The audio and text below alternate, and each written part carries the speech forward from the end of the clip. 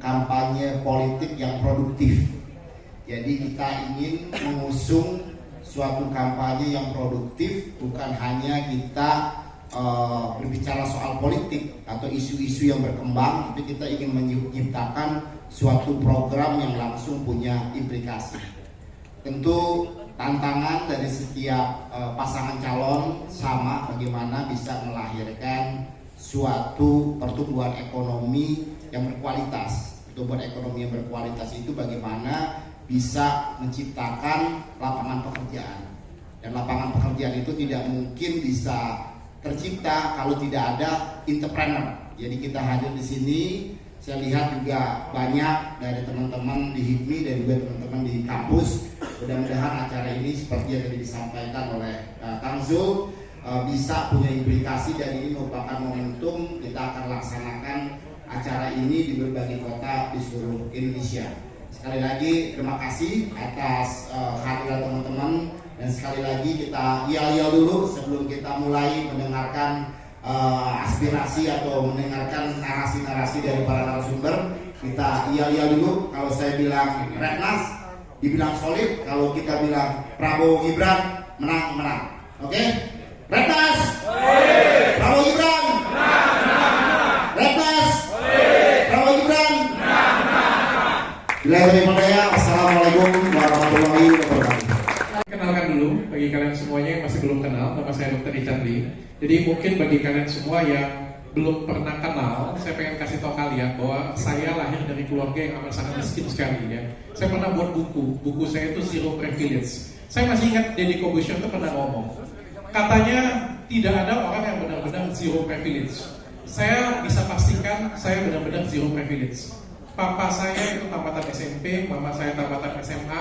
Saya tinggal di rumah susun, miskin sekali. Bahkan ketika saya selesai jadi dokter, itu saya nggak punya rumah, saya nggak punya mobil, saya nggak punya usaha satupun. Jadi semuanya itu masih kontrakan semuanya. Tapi di umur saya ketiga, tahun ini saya 38 tahun, puji Tuhan, saya punya lebih dari 30 perusahaan. Dan perusahaan saya juga cukup dikenal masyarakat, namanya Klinik Kecantikan Athena. Bagi yang belum mampir, boleh mampir nanti. Nah, ada sedikit yang saya pengen bahas tentang entrepreneurship ya. Jadi, zaman sekarang ini berbeda banget dengan zaman dulu. Kalau zaman dulu, kita berlomba-lomba mau jadi apa? Mau jadi PNS, mau kerja, benar ya? Begitu membanggakan sekali. Kalau sekarang, ini generasinya sudah berubah. Ya, ada generasi Z kata orang. Sekarang anak-anak kan generasi Alpha ya. Agak sedikit berubah dengan generasi yang lama. Kenapa saya bilang? Kalau dulu orang berlomba-lomba kerja di kantor, sekarang siapa lagi yang mau kerja di kantor? Endorsement aja, satu kali endorsement aja itu bisa 3-5 juta Pak. Kita bilang ya, anak-anak generasi Z, banyak kan orang bilang kan, anak-anak generasi Z lemah-lemah katanya. Menurut saya itu bukan lemah. Anak generasi Z dengan anak generasi zaman saya dulu, saya kan milenial ya kita bilang ya, itu punya perlakuan yang berbeda. Kita dulu, orang-orang milenial, itu kalau mau cari sesuatu harus ke atau begitu ya, atau apa santai aja. Lu amanat lu di rumah, komunikasi lu nyambung nggak?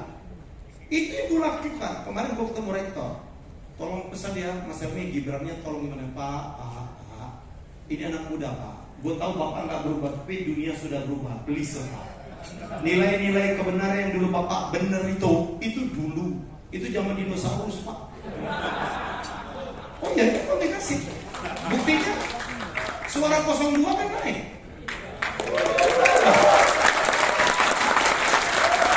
Milenial itu lebih dari 50% voters bos.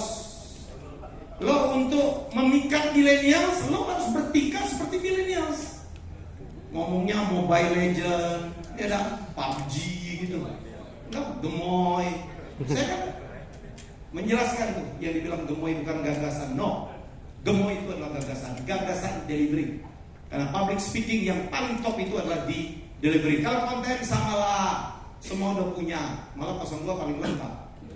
Ya apa ya? Yang gak setuju gak apa-apa ya. Semoga dengerin gua lu insaf. Nah, kita mencari leader bukan mencari tukang ngomong. ngomong.